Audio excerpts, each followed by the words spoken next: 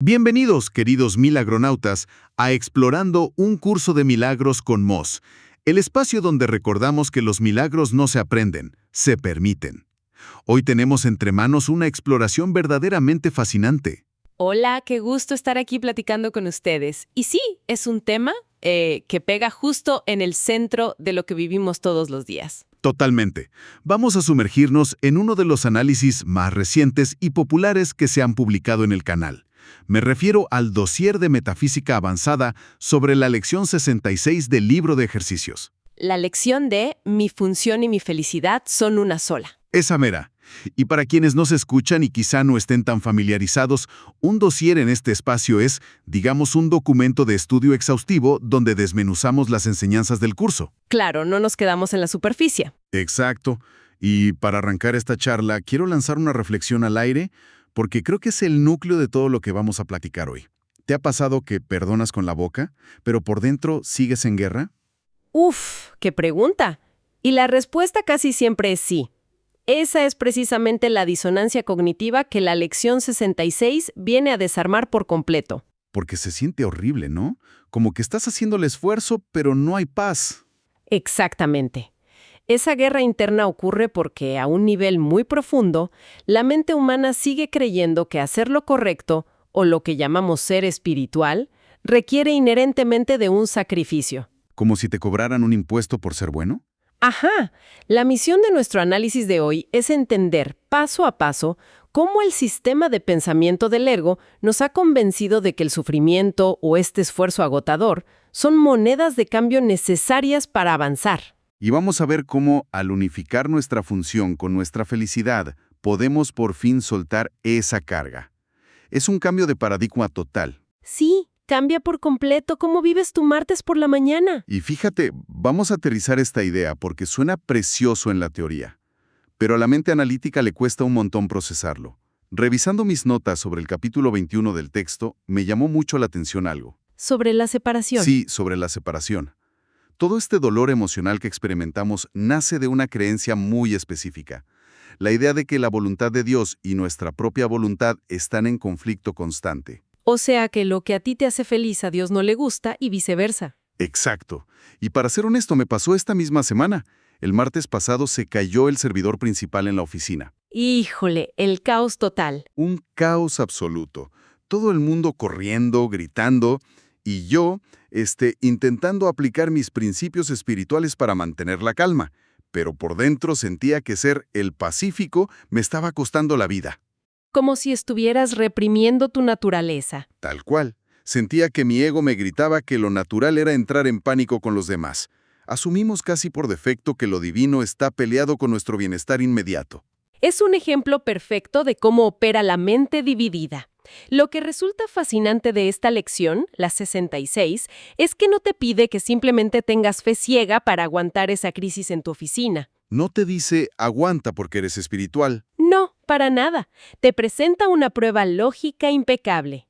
Literalmente, utiliza lo que en filosofía llamamos un silogismo. A ver, explícanos eso para quienes no traemos fresca la clase de filosofía. Claro, un silogismo es una estructura donde si dos premisas iniciales son verdaderas, la conclusión tiene que ser verdadera por fuerza. Ok, entonces, ¿cuáles son las premisas aquí? Primera premisa. El texto establece que Dios te dio tu función.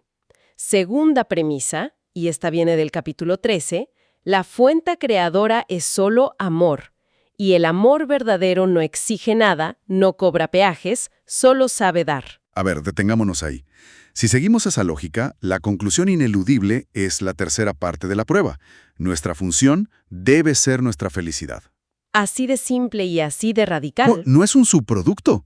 No es una estrellita en la frente que llega después de sufrir 10 años en la oficina. El acto mismo de cumplir tu función es la felicidad. Exactamente. Pero a ver, si esto es tan lógico, ¿por qué tantas veces el camino del desarrollo personal se siente como ir empujando una roca cuesta arriba? O sea, si de pronto siento que meditar es un esfuerzo que me drena, o que perdonar a un colega es una obligación pesadísima, ¿qué está pasando ahí? Lo que está pasando es que hay un infiltrado en tu mente. Cuando el camino hacia la paz se siente como una carga, Es la señal de alerta más clara de que el ego ha tomado el control. O sea, ¿el ego se disfraza de maestro espiritual? Totalmente. El sistema del ego se alimenta del martirio. Te va a susurrar al oído que entre más te duele ser una buena persona, más mérito tienes en el banco cósmico. Como si juntaras puntos por sufrir. Ajá. Siempre va a buscar separar el servicio a los demás del goce genuino. Te va a decir, sé muy espiritual, perdona a todos, pero asegúrate de quejarte de lo difícil que fue perdonarlos. Híjole, es confrontativo darte cuenta de cuántas veces uno se cuelga la medalla del mártir espiritual. Y claro, conectar esta teoría tan pura con nuestra experiencia cotidiana es el verdadero reto. El curso dice que el miedo no es real, pero inténtalo recordar cuando estás en medio de una discusión. Esa es la frontera real. Cuando la adrenalina sube porque se cayó el servidor, la lógica de que el amor no exige nada parece pertenecer a otra dimensión. Sí, se te olvida toda la metafísica. Pero justamente ahí radica la importancia de llevar este entendimiento a los escenarios más tensos. Y el dossier hace una conexión brillante entre esta lección y el manual para el maestro, específicamente en cómo experimentamos el ámbito laboral hoy, en este año 2026. El mundo laboral actual es un tema crucial en este análisis. Estamos atravesando una crisis de sentido sin precedentes. Lo que en la década pasada empezó como la gran renuncia, hoy ha mutado. A lo que ahora llaman renuncia silenciosa o quiet quitting. Exacto. Pero revisando nuestras fuentes, nos damos cuenta de que esto ya no es solo una postura frente a recursos humanos. Es una crisis existencial profunda. Millones de personas desconectadas. Completamente. Nos han vendido una dualidad brutal, ¿no crees? La idea de que el trabajo es una cruz necesaria que tienes que cargar de lunes a viernes para... Para poder comprar un poquito de alivio el fin de semana. Eso, es una transacción de paz por supervivencia. ¿Cómo aborda el manual para el maestro esta situación? El manual, en su sección sobre las características de los maestros de Dios, destaca algo que rompe esta dualidad por completo. La alegría. La alegría en el trabajo. La alegría como rasgo innegociable de quien ha comprendido su función, porque opera bajo la ley de que dar es recibir. Para aterrizarlo al entorno corporativo tóxico que mencionas, la lección 66 nos enseña que tu verdadera función no es tu puesto en la empresa. O sea, mi función no es ser el gerente de ventas. No, tu título corporativo es solo el telón de fondo. Tu función real es tu capacidad de aplicar el perdón sistemático dentro de ese entorno específico. A ver, quiero desmenuzar esto a nivel psicológico para quienes nos escuchan. Si alguien tiene un jefe que ejerce microgestión extrema o está en un ambiente lleno de chismes, perdonar al jefe no significa dejar que te pisoteen, ¿verdad? No, para nada. Esa es una confusión muy común. Entonces, ¿cómo se unifica la felicidad y la función ahí, sin caer en la sumisión? Excelente distinción. El perdón en un curso de milagros no tiene nada que ver con justificar el mal comportamiento ajeno, ni con agachar la cabeza. A nivel práctico, perdonar significa retirar el poder que le has otorgado a tu jefe para dictar tu estado interno. O sea, dejar de darle el control remoto de tus emociones. Exacto. Cuando decides dejar de interpretar sus críticas como un ataque a tu identidad y las ves simplemente como una expresión de su propio miedo, tu mente se libera. Cambias la lente. Esa liberación es el milagro. No cambiaste a tu jefe, cambiaste tu percepción. Al proteger tu propia paz y extenderla mentalmente hacia él, estás cumpliendo tu función. Y el resultado de recuperar ese control es una felicidad y un alivio tremendos. Es recuperar la soberanía de nuestra mente. Cuando el curso dice no hay grados de dificultad en los milagros, nos invita a ver que perdonar una traición o un mal comentario en redes es en realidad el mismo proceso interno, soltar la interpretación y recordar el amor. ¡Totalmente! El mecanismo en el cerebro es idéntico, ya sea un correo pasivo-agresivo del jefe o una crisis familiar enorme. Y fíjate cómo esta incapacidad para soltar las interpretaciones nos lleva directo a otro pilar del dossier, que es súper actual, la epidemia de problemas de salud mental. Sí, un tema delicado pero fundamental. El análisis cruza la metafísica de la lección con un anexo muy específico, el suplemento de psicoterapia. Para quienes no lo hayan estudiado, es un texto complementario que detalla cómo la mente enferma a través de la culpa y cómo sana con el perdón. Y el dossier lo vincula de manera directa con la ola masiva de diagnósticos de anedonia que vemos en las clínicas este 2026. Me gustaría profundizar en eso. porque anedonia es un término clínico que escuchamos muchísimo últimamente. Según los especialistas citados en las fuentes, es esta incapacidad profunda de sentir placer o gozo por las cosas simples. Como si el mundo perdiera el color. Exacto. Y gran parte de esto médicamente se atribuye a que nuestros cerebros están fritos por la sobreestimulación de dopamina. Con la inteligencia artificial dándonos contenido exacto cada milisegundo, el umbral de recompensa está destrozado. La neurociencia nos da el mapa físico de lo que ocurre. Pero el suplemento de psicoterapia le da un giro completamente distinto, espiritual y causal. Así es. Desde la perspectiva de la psicoterapia del curso, cualquier síntoma de depresión, incluida esta apatía generalizada, se define como una función autoasignada de sufrimiento. A ver, función autoasignada. Nosotros mismos nos la imponemos. Inconscientemente, sí. La mente cree que tiene una deuda moral gigantesca, una culpa original, y asume que su trabajo en la vida es pagar esa deuda sufriendo. ¡Qué fuerte! Es fortísimo. Utilizamos el agotamiento fisiológico, como este exceso de dopamina artificial, como el mecanismo perfecto para castigarnos. Nos asignamos funciones imposibles que garantizan el dolor. Es como si estuviéramos programados con aplicaciones corriendo en segundo plano en nuestro cerebro, devorando toda la memoria RAM. Tenemos abierta la app de Tengo que ser especial, la de Necesito controlar el futuro, y la peor, Debo ocultar lo culpable que me siento. Con razón estamos exhaustos. Pues sí, forzar el cierre de esas aplicaciones sería el equivalente a la curación, dejar de pelear contra nuestra naturaleza, lo cual me lleva a una pausa obligada. Y si la verdadera práctica espiritual no es cambiar el mundo, sino cómo lo interpretamos. Esa pregunta resume toda la transición de la enfermedad a la salud mental.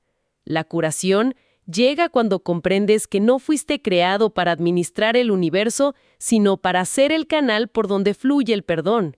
Y cuando dejas de juzgarte a ti mismo, dejas de juzgar a los demás. Exacto. Detienes la disonancia de intentar ser muy espiritual mientras en secreto eres un juez implacable de tus vecinos. Y ojo, esta necesidad de separar al mundo en buenos y malos no se queda en nuestra psique, se proyecta hacia afuera y crea la realidad colectiva. Tensiones geopolíticas de este año. Las tensiones por los satélites. Sí. Toda esta nueva carrera espacial y el control de recursos.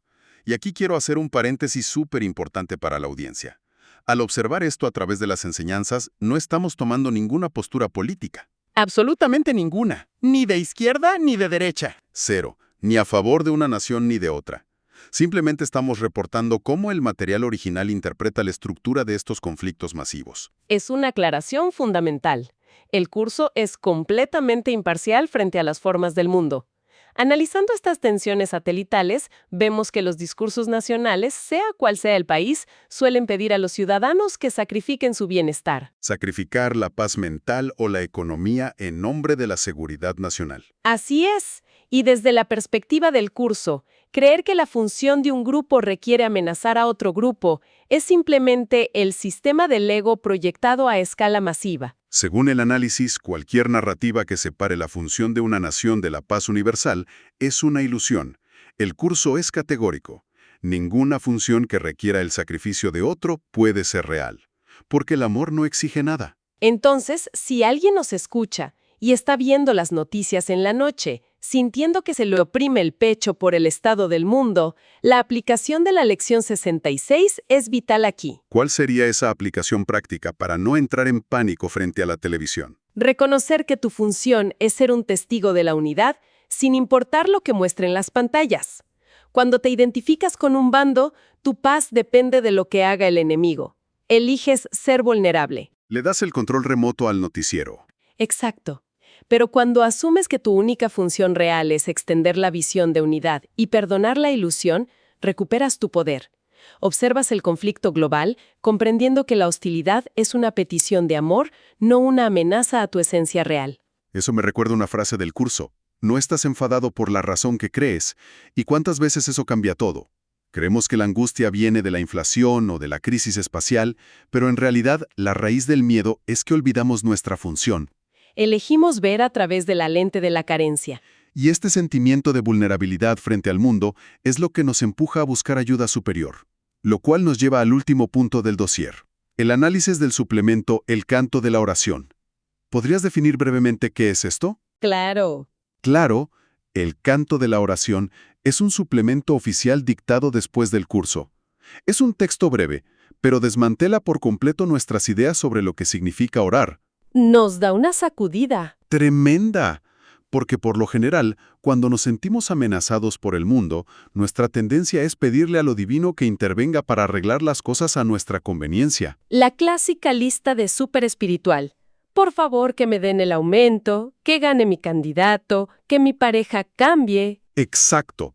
Pero el suplemento nos advierte que pedir que se resuelvan problemas específicos externos es contraproducente. Porque refuerza la idea de que nos falta algo. De hecho, el texto dice literalmente que pedir cosas del mundo es, en el fondo, orar por el infierno. Suena durísimo. Es fuerte, pero la psicología detrás es deslumbrante.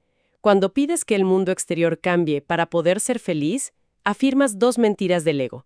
Primera, que estás incompleto. Segunda, que tu felicidad depende de cosas efímeras que pueden ser destruidas. Solidificas la ilusión de que eres un cuerpo a merced del caos. Es un cambio de sintonía brutal. O sea, en lugar de ser méndigos espirituales suplicando que cambie el decorado de la obra de teatro, el texto nos propone otra cosa. Nos propone aceptar. Si tu función y tu felicidad son una sola, y ambas te fueron dadas por tu Creador, no tienes nada que pedir. Solo tienes que reconocer lo que ya está en ti. Esa es la verdadera oración, entonces. Un canto de gratitud. No oras para que el conflicto en la oficina desaparezca. Oras aceptando la paz interior que te permite atravesarlo sin perder tu centro.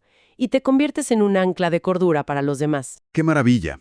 Y es fascinante ver cómo todo el dossier se entrelaza de manera tan perfecta. Empezamos con la lógica de la lección, pasamos por la liberación del estrés laboral, la sanación de la anedonia soltando la culpa, analizamos la geopolítica sin perder la paz y terminamos en la verdadera oración. Todo apunta a lo mismo. El sacrificio jamás ha sido necesario. ¡Jamás! Ha sido un recorrido verdaderamente revelador. Desmenuzar cómo nuestra propia mente fabrica los obstáculos y cómo tenemos las herramientas para desmantelarlos. De verdad, nos cambia la postura ante la vida. Dejamos de ser víctimas. Nos convertimos en observadores conscientes. Exactamente. Pero bueno, antes de despedirnos, sé que siempre te gusta dejarnos con una idea para masticar fuera del micrófono. Con todo lo que revisamos hoy, ¿cuál sería esa reflexión final para llevar esto un paso más allá? Me gustaría invitar a quienes nos acompañan a llevar esta idea hacia el futuro. Si realmente asimilamos que no venimos al mundo a ganarnos el valor sufriendo, ¿cómo cambiaría esto la forma en que criamos a las próximas generaciones? ¡Uf, qué gran punto! Imaginemos por un instante enseñar a los niños de hoy que su propósito no es sacrificarse décadas estudiando para encajar en un mercado dominado por la inteligencia artificial. ¿Qué pasaría si les enseñáramos que su función primordial es proteger su paz mental y extenderla? Sembraríamos algo completamente nuevo. Exacto. Si modelamos que la felicidad no es la recompensa del esfuerzo doloroso, sino el punto de partida de toda acción, crearíamos una humanidad que ya no necesite la guerra, ni interna ni externa, para sentirse viva. Les dejo esa semilla. ¡Qué perspectiva tan poderosa! Imaginar una sociedad construida sobre esa premisa desde la infancia lo cambia absolutamente todo. Me llevo esa visión grabada para los próximos días.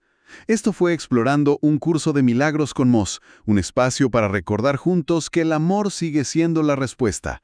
Si esta reflexión te ayudó a ver las cosas con más paz, suscríbete al canal, compártelo con otros milagronautas y recuerda siempre, primero tu paz y después lo demás.